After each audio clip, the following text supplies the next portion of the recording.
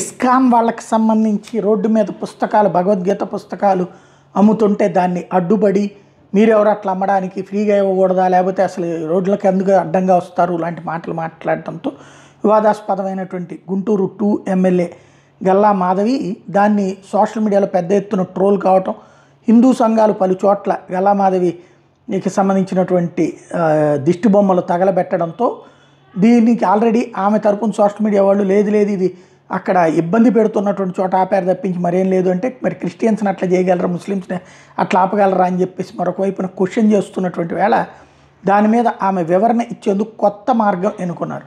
ఏదైతే ఇస్కాన్కి గుడి దగ్గరికి వెళ్ళారు, అక్కడ జరిగినటువంటి కార్యక్రమాల్లో పాల్గొన్నారు. ఇస్కాన్ ప్రతినిధులు స్వయంగా ఆమెని రిసీవ్ చేసుకున్నారు, ఆలయంలోకి ఆహ్వానించారు.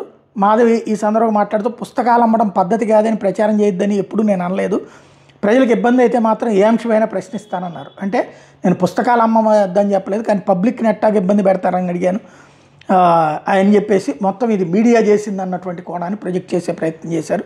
తన చిన్నతనం నుంచి హిందూ ధర్మాన్ని కాపాడుతున్నాను, ఇస్కాన్ ఆలయానికి వచ్చిన సందర్భంలో ప్రతి శనివారం ఆలయంలో జరిగిన నరసింహయజ్ఞంలో గల్లా మాధవి పాల్గొని తన మీద ఉన్నటువంటి ఆ కాన్సెప్ట్ వచ్చినటువంటి నెగిటివ్ని సరి చేసుకునే ప్రయత్నం చేస్తున్నారు.